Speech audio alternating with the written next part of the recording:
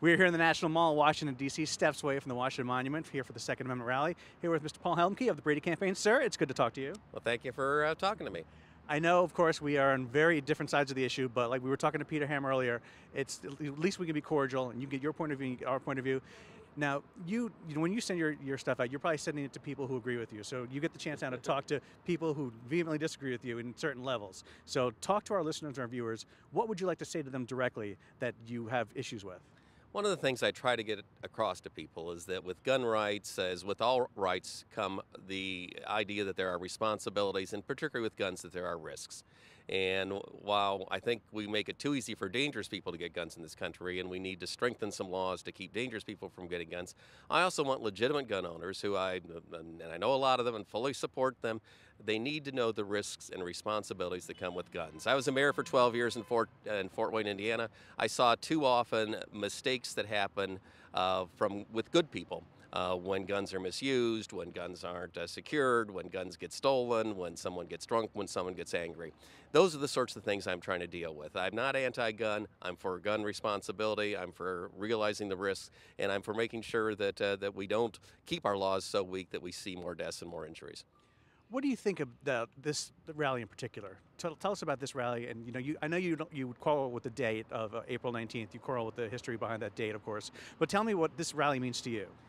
I'm concerned about the idea that, as apparently Wayne LaPierre said a year ago, that it's the guys with the guns that make the rules. We fought our revolution and started in 1775 because we didn't have representation. We now have representation. We have courts, we have laws, we have elected officials. I might disagree with what they're doing, you might disagree with what they're doing, but we have a system for changing it, and that system does not rely on somebody getting more guns than the other guy. I think that's antithetical to what the American Constitution stands for, and when I listen to the speeches and all I hear is revolution, revolution, revolution.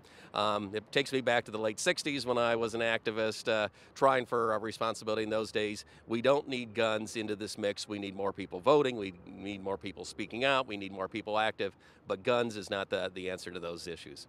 Do you go around this crowd and do you engage the people? Do they talk to you? Because everyone knows who you are, of course, from television. But what do they say to you personally? I mean, is it cordial as we can be together? I was down there for a while. It was a very cordial discussion. I'm trying not to interrupt or disrupt the speakers, but I've had a few people come up to me, show me their styrofoam AR-15s, and tell me they wish they had a real one to carry here in the mall. That's something that I don't want to see. But people have been cordial, and I'm always willing to listen. I'm always hoping to learn, and I hope people listen to me and maybe learn from me too. Tell me about, you guys are huge on Starbucks right now, and they are not changing their laws to what you would prefer. What is your message to Starbucks? Our message to Starbucks is that they're basically passing the buck when they say, oh, we're just following state laws. State laws deal with what people can do on the streets and sidewalks of that community. Starbucks, as a private business owner, still has the right to decide who it wants to allow in. And when we started hearing about the open carry groups doing meetups in California, we started getting calls from customers who said, is this legal? We said, yes, it is under California law. What can we do about it? We said, contact Starbucks management. That's your right. And so we've had over 35,000 petitions signed contacting Starbucks. Questions asked at the annual shareholders meeting where the CEO apparently didn't realize that people were bringing loaded guns into his Starbucks. So we're just trying to have people that are concerned about it communicate with the business owners to let them know their concern. Tell me, and I asked Peter this also, tell me about ways to tamp down the angry rhetoric. Tell us about ways that this conversation like me and you are having, completely cordial, we respect each other. Tell us how more people on different sides of the issue can accomplish this. I've always felt, regardless of what the issue is that communication, being able to listen to somebody else is the way to solve things. I've done that in my entire career, again, as a mayor with angry constituents, as head of this organization with a lot of folks that I know don't agree with me. But I think we always should be able to talk to others with whom we disagree, listen to their argument, and hopefully have them listen to us, and then go through the processes that are set up. Again, voting, trying to change the hearts and minds of the American people. That's the way to solve things, not by denigrating people, treating them like they're evil incarnate. That doesn't solve anything. All right, last question. I had Peter ask this too. Tell me the nicest thing you can say about the NRA.